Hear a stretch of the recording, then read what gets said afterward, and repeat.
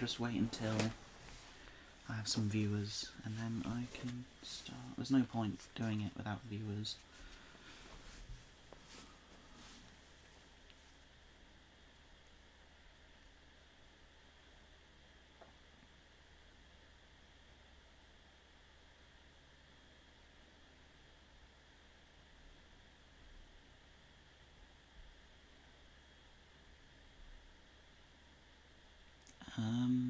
Okay.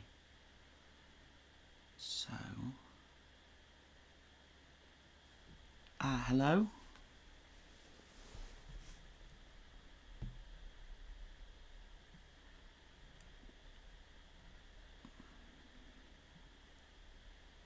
I'll wait until there's a few more people. Say hello in chat so I know you're there. If you can, of course.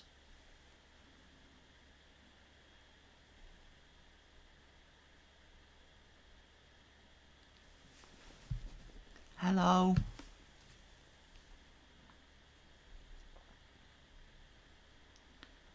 Right. Not many people have seen the story yet.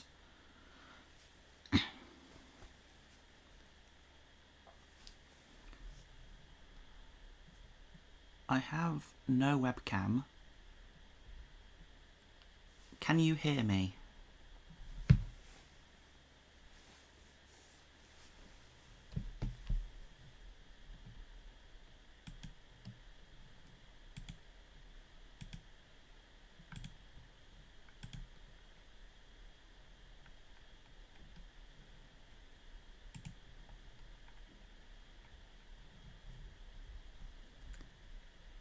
Hello?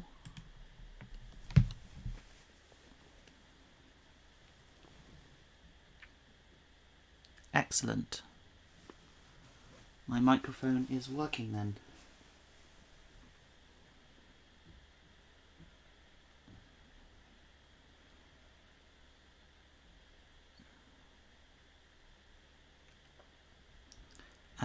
So I'm going to have to keep talking because the image is a still image and I don't want people to think their YouTube has crashed. So I just need to keep talking, keep entertaining people, and just keep... Yeah, once I start reading, that should be nice and easy. But until then, it's going to be awkward. So, yeah, just be warned, brace yourself for that.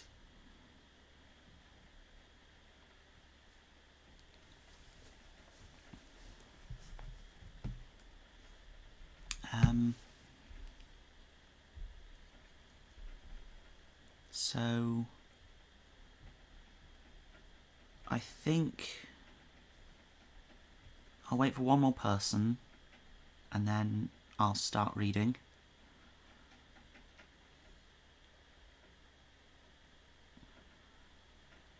Hopefully we should get at least one more person.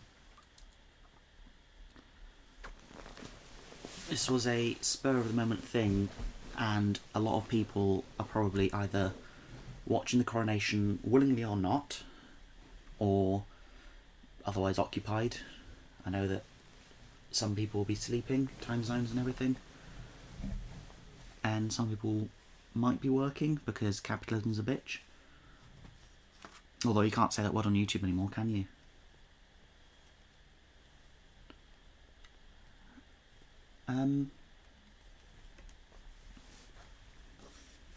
Yeah, I'm quite glad this one's not being archived, because once this is done I'm going to delete the stream, because I've had no preparation and this isn't the sort of... well,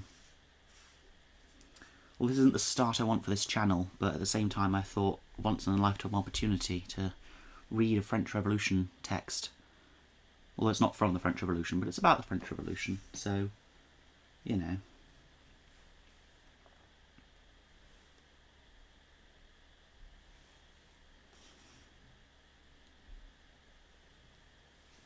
Let's see who else I can get to watch.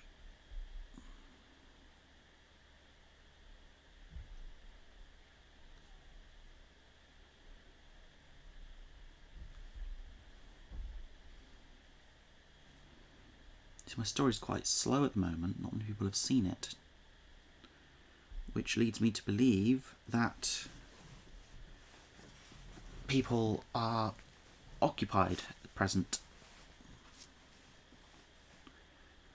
Which makes sense, because as we speak, they are having that whole authoritarian charade, where they've got that rich guy stood up there, getting a fancy hat put on his head, and all of a sudden, now everyone in the country kind of belongs to him, which seems rather silly to me. It's quite ridiculous.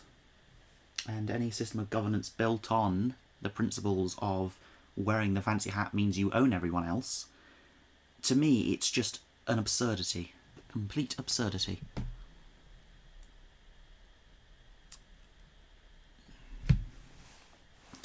It doesn't look like we're having another person quite yet.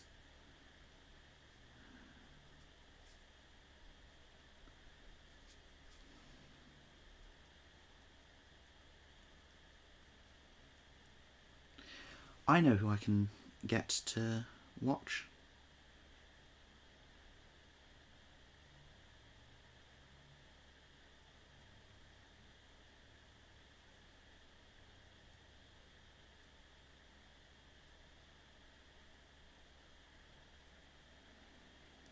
One moment.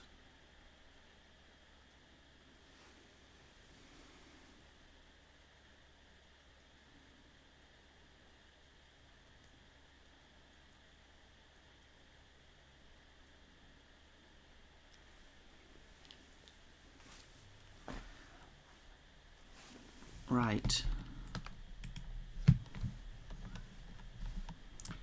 Okay, so yes, I will be reading very soon.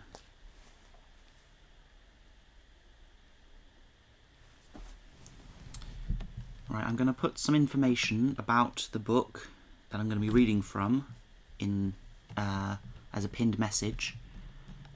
So the book is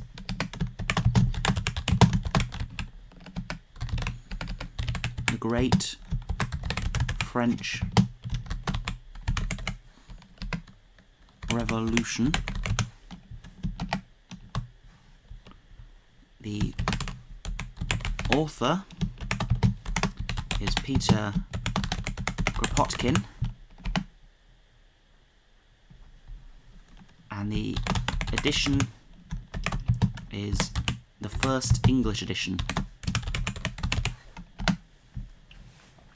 which is from 1909.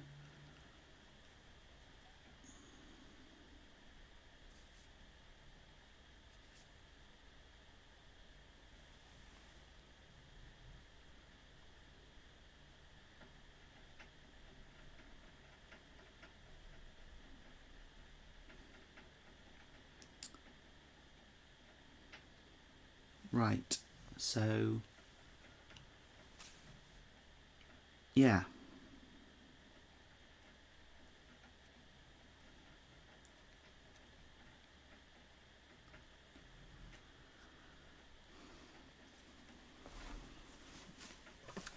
I think I might start in 2 minutes if nobody else has joined yet, because there's no sense waiting for ages.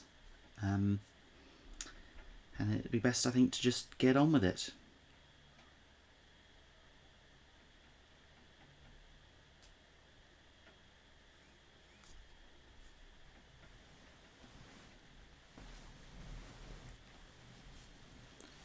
So, yeah. Give it another minute. And if there isn't a third person by then, we'll just start.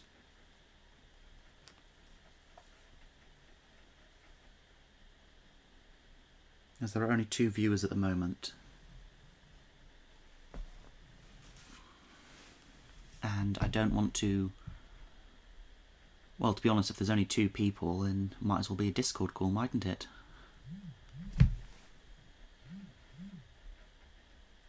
I'm getting loads of notifications on my phone.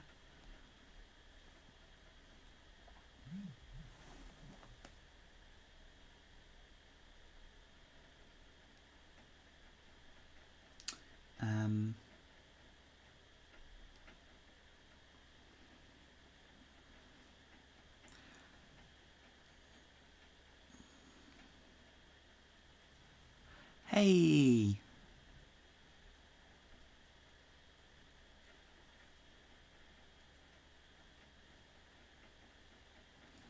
Okay, so do we still have 2 people? Or do we still have, we've got 3 people now. So I think it would be good to start reading. So this is The Great French Revolution by Peter Kropotkin. It's the first English edition, because I collect old books, and this is quite an old one. It's from 1909, so it doesn't have any of the modern prefaces or anything. It's just got the original preface and the original text without any updates whatsoever. So we shall begin in just a moment. I've just got a message. Right. We will begin. Preface. The more one studies the French Revolution, the clearer it is to see how incomplete is the history of that great epoch. How many gaps in it remain to be filled? How many points demand elucidation? How could it be otherwise? The Great Revolution, that set all Europe astir, that overthrew everything, and began the task of universal reconstruction in the course of a few years, was like the working of cosmic forces dissolving... Oh? Sorry, I got distracted by a chat message. Was like the working of cosmic forces dissolving and recreating a world. And if, in the writings of the historians who deal with that period, and especially of Michelet, we admire the immense work they have accomplished in disentangling and coordinating the innumerable facts of the various parallel movements that made up the Revolution, we realise at the same time the vastness of the work which still remains to be done. The investigations made during the past 30 years by the School of Historical Research presented by M. Aulard and the Société de la Révolution Française have certainly furnished the most valuable material. They have shed a flood of light upon the acts of the Revolution, on its political aspects, and on the struggles for supremacy that took place between the various parties. But the study of the economic side of the Revolution is still before us, and this study, as M. Aulard rightly says, demands an entire lifetime. Yet without this study, the history of the period remains incomplete and, in many points, wholly incomprehensible. In fact, a long series of totally new problems presents itself to the historian as soon as he turns his attention to the economic side of the revolution, of the revolutionary upheaval. It was with the intention of throwing some light upon these economic problems that I began in 1886 to make separate studies of the earliest revolutionary stirrings among the peasants, the peasant risings in 1789, the struggles for and against the feudal laws, the real causes of the movement of May 31st, and so on. Unfortunately, I was not able to make any researches in the National Archives of France, and my studies have, therefore, been confined to the collections of printed matter in the British Museum, which are, however, in themselves, exceedingly rich. Believing that it would not be easy for the reader to appreciate the bearing of separate studies of this kind without a general view of the whole development of the Revolution understood in the light of these studies, I soon found it necessary to write a more or less consecutive account of the chief events of the Revolution. In this account, I have not dwelt upon the dramatic side of the episodes of these disturbed years, which have been so often described, but I have made it my chief object to utilise modern research so as to reveal the intimate connection and interdependence of the various events which combined to produce the climax of the 18th century's epic. This method of studying separately the various parts of the work accomplished by the Revolution has necessarily its own drawbacks. It sometimes entails repetition. I have preferred, however, to take the risk of reproach for this fault in the hope of impressing more clearly upon the reader's mind the mighty currents of thought and action that came into conflict during the French Revolution, currents so intimately blended with the very essence of human nature that they must inevitably reappear in the historic events of the future. All who know the history of the Revolution will understand how difficult it is to avoid errors in facts when one tries to trace the development of its impassioned struggles. I shall, therefore, be extremely grateful to those who will be good enough to point out any mistakes I may have made. And I wish to express here my sincerest gratitude to my friends, James Guillaumet and Ernest Nays, who have had the kindness to read my manuscript and help me in this work with their knowledge and their criticisms. Peter Kropotkin. Now, as you can tell, I'm very bad at pronouncing French words, and I'm very bad at pronouncing names. So, do keep that in mind, and do bear with me as we read Chapter 1, The Two Great Currents of the Revolution, Main Causes of the Great Revolution, Previous Uprisings, Union of Middle Classes and People Necessary, Importance of Part Played by People. Two great currents prepared and made the Great French Revolution. One of them, the current of ideas, concerning the political reorganisation of the state, came from the middle classes. The other, the current of action, came from the people, both peasants and workers in towns, who wanted to obtain both immediate and definite improvements in their economic condition. And when these two currents met and joined in the endeavour to realise an aim which for some time was common to both, when they had helped each other for a certain time, the result was the Revolution. The 18th century philosophers had long been sapping the foundations of the law and order societies of that period, wherein political power, as well as an immense share of the wealth, belonged to the aristocracy and the clergy, whilst the masses of people were nothing but beasts of burden to the ruling classes. By proclaiming the sovereignty of reason, by preaching trust in human nature, corrupted, they declared, by the institutions that had reduced man to servitude, but nevertheless certain to regain all its qualities when it had reconquered liberty, they had opened up new vistas to mankind. By proclaiming equality among men, without distinction of birth, by demanding from every citizen, whether king or peasant, obedience to the law, supposed to express the will of the nation when it has been made by the representatives of the people. Finally, by demanding freedom of contract between free men, and the abolition of feudal taxes and services.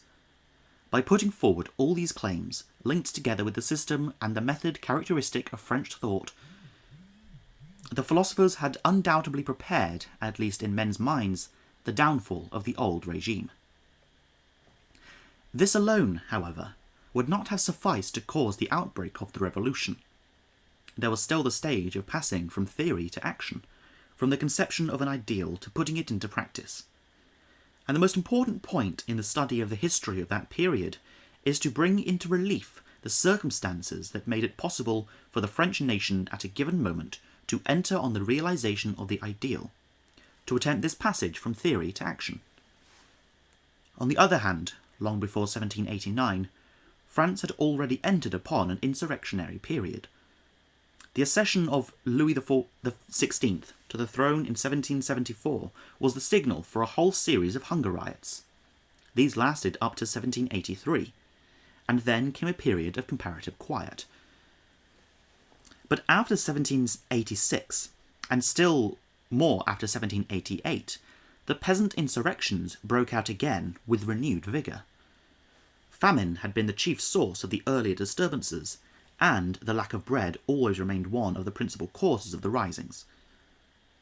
But it was chiefly disinclination on the part of the peasants to pay the feudal taxes which now spurred them to revolt. The outbreaks went on increasing in number up to 1789, and in that year they became general in the east, northeast, and southeast of France. In this way, the disaggregation of the body social came about. A Jacquerie is not, however, a revolution, even when it takes such terrible forms as did the rising of the Russian peasants in 1773 under the banner of Pugachev. A revolution is infinitely more than a series of insurrections in town and country. It is more than a simple struggle between parties, however sanguinary, more than mere street fighting, and much more than a mere change of government, such as was made in France in 1830 and 1848. A revolution is a swift overthrow in a few years, of institutions which have taken centuries to root in the soil, and seem so fixed and immovable that even the most ardent reformers hardly dare to attack them in their writings. It is the fall, the crumbling away in a brief period, of all that up to that time composed the essence of social, religious, political, and economic life in a nation. It means the subversion of acquired ideas and of accepted notions concerning each of the complex institutions and relations of the human herd. In short, it is the birth of completely new ideas concerning the manifold links in citizenship, conceptions which soon become realities, and then begin to spread among the neighbouring nations, convulsing the world and giving to the succeeding age its watchword, its problems, its science, its lines of economic, political, and moral development.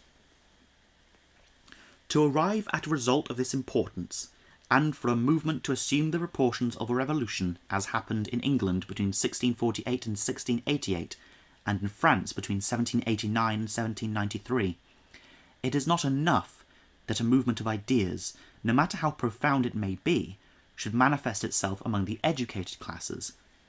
It is not enough that disturbances, however many or great, should take place in the very heart of the people. The revolutionary action coming from the people must coincide with a movement of revolutionary thought coming from the educated classes. There must be a union of the two. That is why the French Revolution, like the English Revolution of the preceding century, happened at the moment when the middle classes, having drunk deep at the sources of current philosophy, became conscious of their rights, and conceived a new scheme of political organisation. Strong in their knowledge and eager for the task, they felt themselves quite capable of seizing the government by snatching it from a palace aristocracy which, by its incapacity, frivolity, and debauchery, was bringing the kingdom to utter ruin.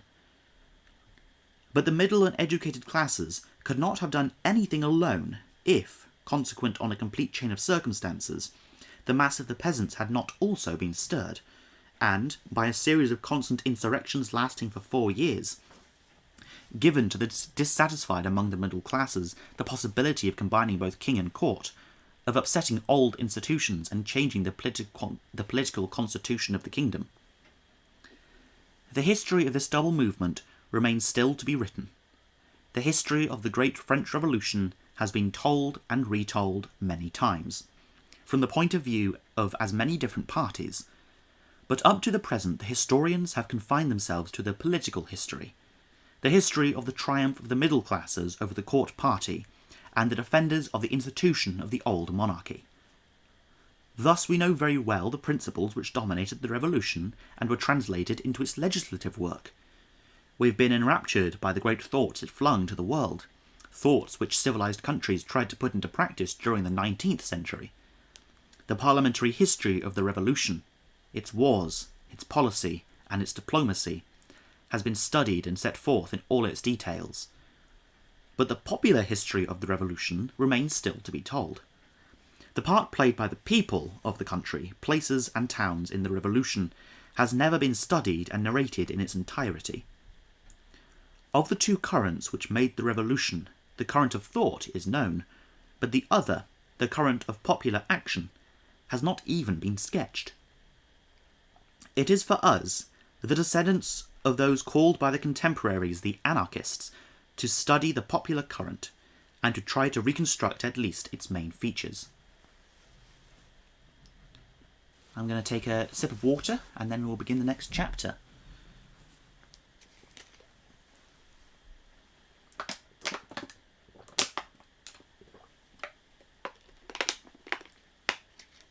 And we will only go until 1, because I've got other stuff I need to get on in the day. But I did think this was quite an important thing to do, essentially. What with the whole bullshit going on down in London. Chapter 2. The Idea. Modern States.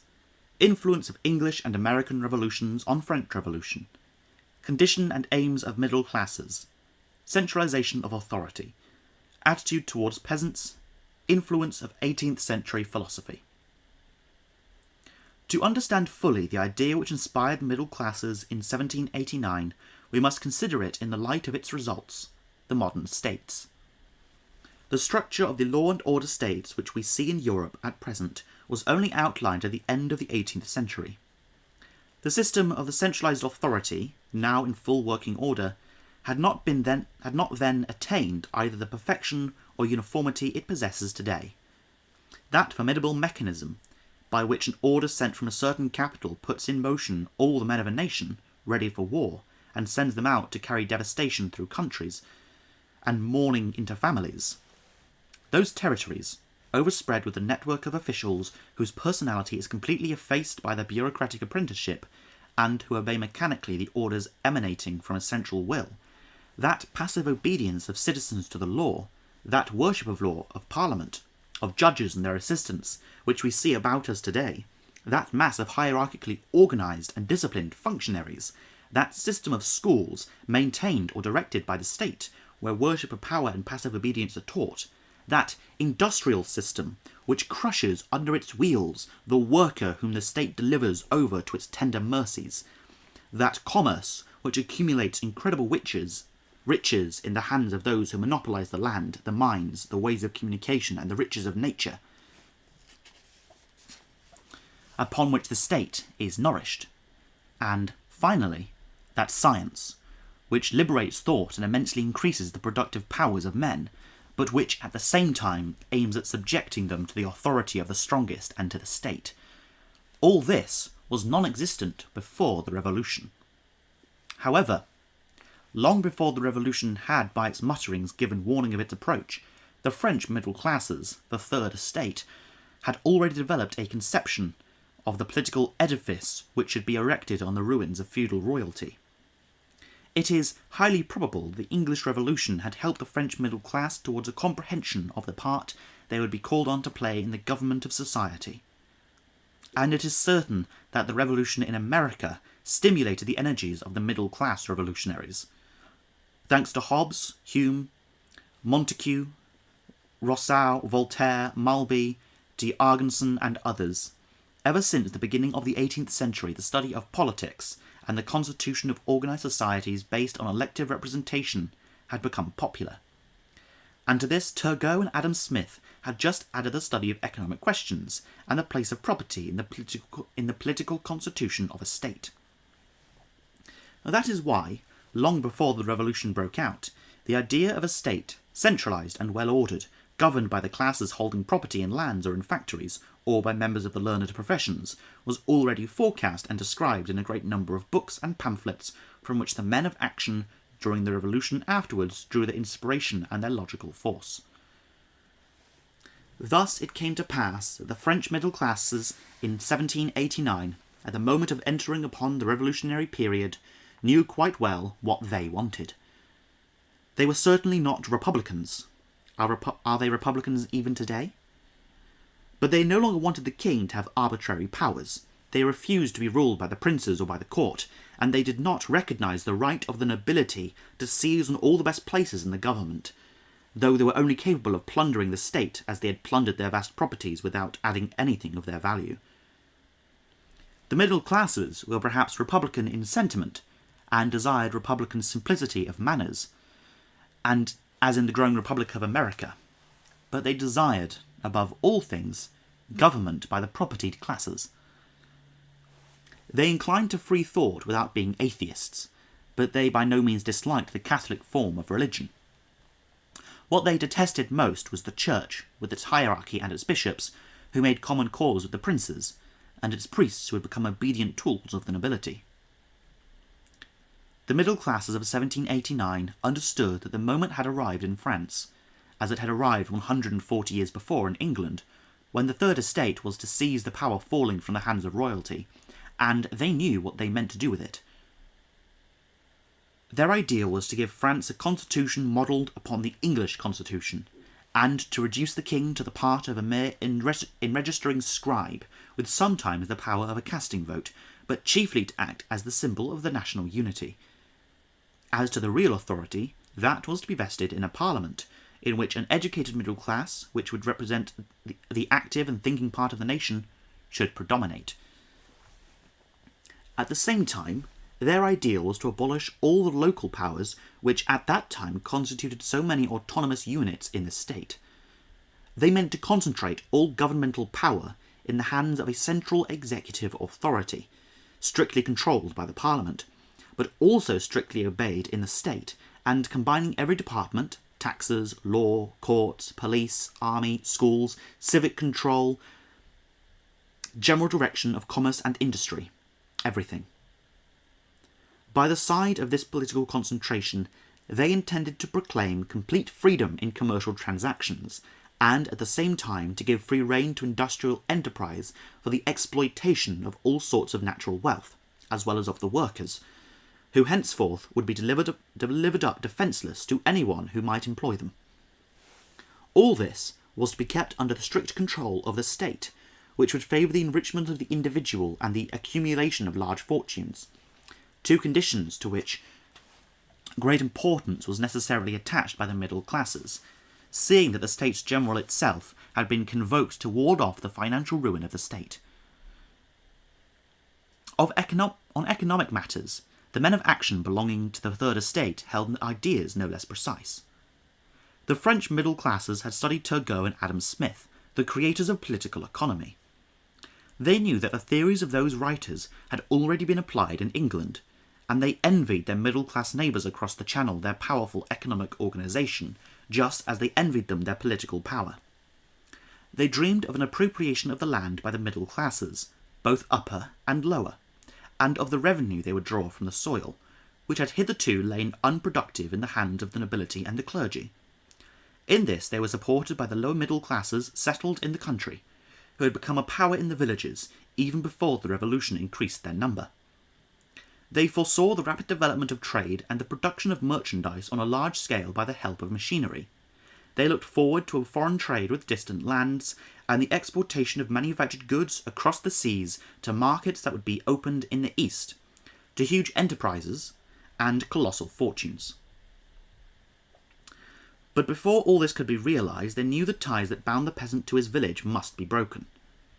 It was necessary that he should be free to leave his hut, and even that he should be forced to leave it, so that he might be impelled towards the towns in search of work. Then, in changing matters, he would bring gold to trade, instead of paying to the landlords all sorts of rents, tithes, and taxes, which certainly pressed very heavily upon him, but which, after all, were not very profitable for the masters. And, finally, the finances of the state had to be put in order. Taxation would be simplified, and, at the same time, a bigger revenue obtained. In short, what they wanted was what economists have called freedom of industry and commerce, but what really meant the relieving of industry from the harassing and repressive supervision of the state, and the giving of it full liberty to exploit the worker, who was still to be deprived of his freedom. There were to be no guilds, no trade societies, neither trade wardens nor master craftsmen, nothing which might in any way check the exploitation of the wage earner. There was no longer to be any state supervision which might hamper the manufacturer. There were to be no duties on home industries, no prohibitive laws. For all the transactions of the employers, there was to be complete freedom, and for the workers, a strict prohibition against combinations of any sort. Laissez-faire for the one, complete denial of the right to combine for the others. Such was the twofold scheme devised by the middle classes. Therefore, when the time came for its realisation, the middle classes, strengthened by their knowledge, the clearness of their views and their business habits, without hesitating over their scheme as a whole, or at any detail of it, set to work to make it become law. And this they did with a constant and intelligent energy quite impossible to the masses of the people, because by them no ideal had been planned and elaborated which could have been opposed to the scheme of the gentlemen of the Third Estate. It would certainly be unjust to say that the middle classes were actuated only by purely selfish motives. If that had been the case, they would have never succeeded in their task. In great changes, a certain amount of idealism is always necessary to success. The best representatives of the Third Estate had, indeed, drunk from that sublime fount, the 18th century philosophy, which was the source of all the great ideas that have arisen since. The eminently scientific spirit of this philosophy, its profoundly moral character, moral even when it mocked at conventional morality, its trust in the intelligence, strength, and greatness of the free man when he lives among his equals, its hatred of despotic institutions, which were all accepted by the revolutionists of that time. Whence would they have drawn otherwise the powers of conviction and the devotion of which they gave such proofs in the struggle? It must also be owned that even among those who worked hardest to realise the programme of enriching the middle classes, there were some who seriously believed that the enrichment of the individual would be the best means of enriching the nation as a whole. Had not the best economists, with Adam Smith at their head, persuasively preached this view? But however lofty were the abstract ideas of liberty, equality, and free progress that inspired the sincere men among the middle classes of 1789 to 1793, it is by their practical programme, by the application of their theories, that we must judge them. Into what deeds shall the abstract idea be translated into actual life? By that alone we can find its true measure. If, then, it is only fair to admit that the middle classes of 1789 were inspired by the ideas of liberty, equality before the law, and political and religious freedom, we must also admit that these ideas, as soon as they took shape, began to develop exactly on the two lines we have just sketched. Liberty to utilise the riches of nature for personal aggrandisement, as well as liberty to exploit human labour without any safeguard for the victims of such exploitation, and political power organised so as to assure freedom of exploitation to the middle classes. And we shall see presently what terrible struggles were evolved in 1793 when one of the revolutionary parties wished to go further than this programme. I'm going to have some more water and then we shall read chapter 3. And I think after chapter 3 we will finish. This is quite fun, I must say, but I haven't prepared very much, and I think that's starting to show.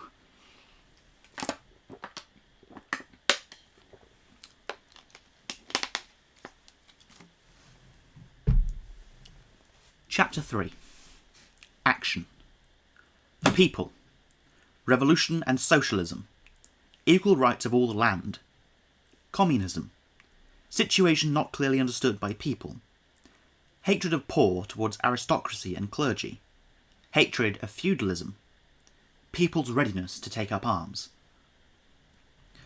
But what of the people? What was their idea? The people, too, had felt to a certain extent the influence of the current philosophy. By 1,000 indirect channels, the great principles of liberty and enfranchisement had filtered down to the villages and the suburbs of the large towns. Respect for royalty and aristocracy was passing away. Ideas of equality was penetrating to the very lowest ranks. Gleams of revolt flashed through many minds. The hope of an approaching change throbbed in the hearts of the humblest. Something was to be done by some great folk for such poor ones. They did not know who nor how. But God send us better, said an old woman in 1789 to Arthur Young, who travelled through France on the eve of the Revolution. That something was bound to bring an alleviation of the people's misery. The question whether the movement which preceded the Revolution and the Revolution itself contained any element of socialism has been recently discussed. The word socialism was certainly not in either, because it dates only from the middle of the 19th century. The idea of the state as capitalist, to which the social democratic fraction of the great socialist party is now trying to reduce socialism, was certainly not so much in evidence as it is today, because the founders of social democratic collectivism, Vidal and Pecure, did not write until the period between 1840 and 1849. But it is impossible to read the works of the pre-revolutionary writers without being struck by the fact that they are imbued with ideas which are the very essence of modern socialism.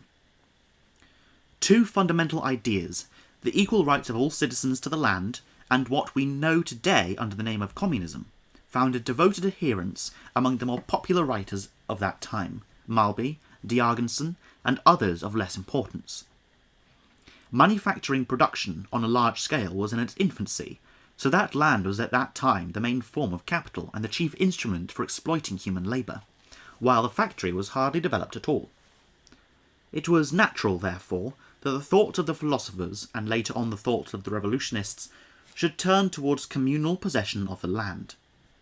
Did not Malby, who much more than Rousseau inspired the men of the Revolution, declare about 1768 in his Doutes sur l'ordre naturel et essentiel des sociétés, I apologise for my awful French, that there should be equal rights of the land for all, and communist possession of it, the rights of the nation to all landed property, and to all natural wealths, forests, rivers, waterfalls, etc. Was not this the dominant idea of the pre-revolutionary writers, as well as of the left wing of the revolutionary masses during the Great Upheaval? Unfortunately, these communistic aspirations were not formulated clearly and concretely in the minds of those who desired the people's happiness.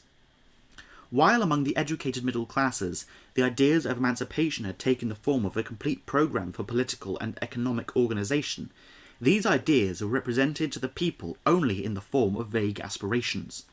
Often they were mere negations.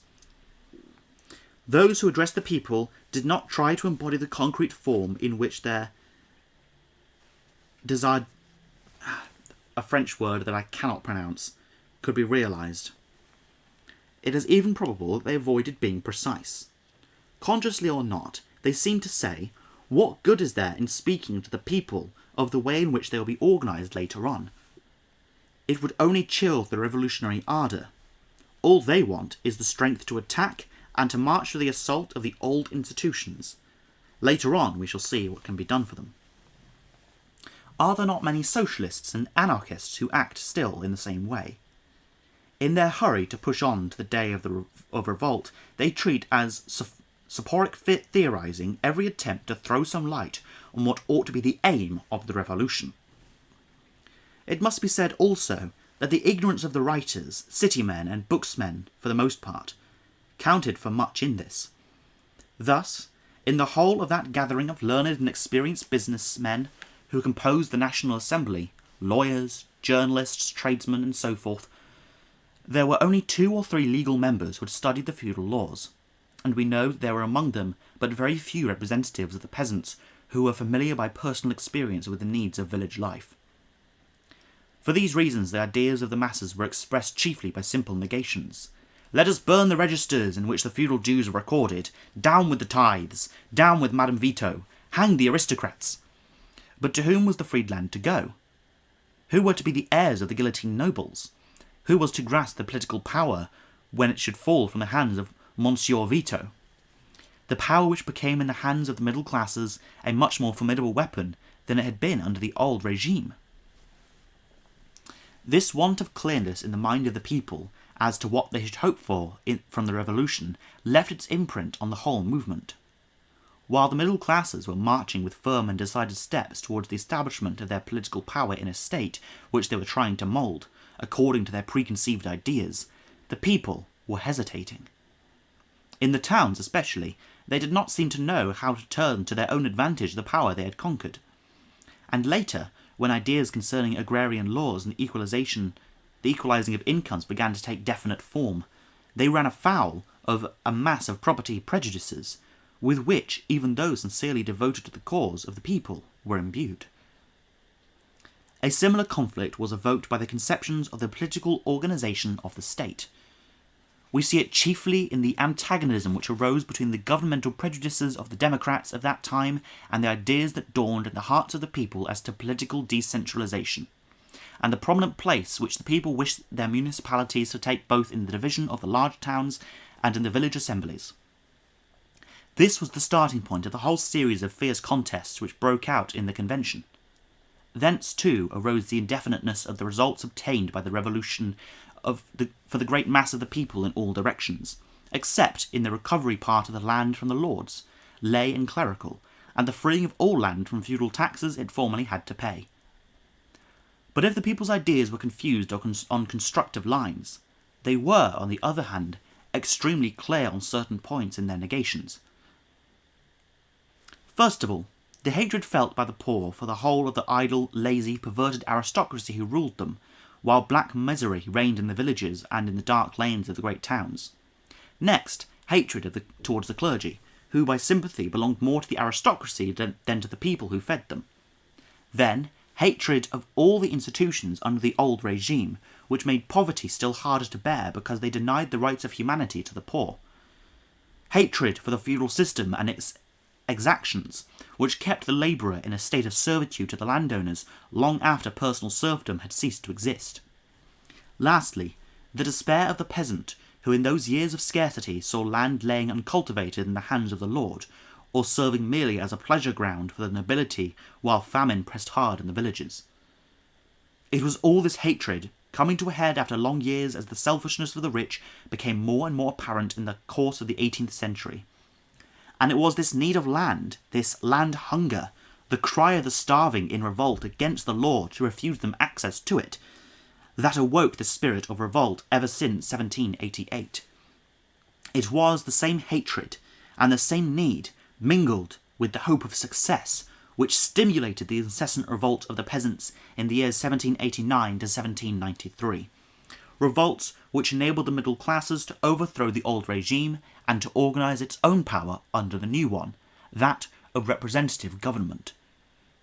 Without those risings, without that disorganisation of authority in the provinces which resulted in never-ceasing jacqueries, without that promptitude of the people of Paris and other towns in taking up arms, and in marching against the strongholds of royalty whenever an appeal to the people was made by the revolutionaries, the middle classes would certainly not have accomplished anything.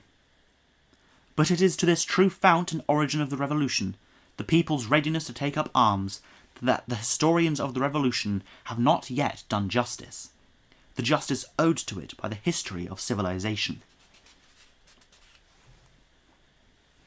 Alright, I think I'm going to stop there.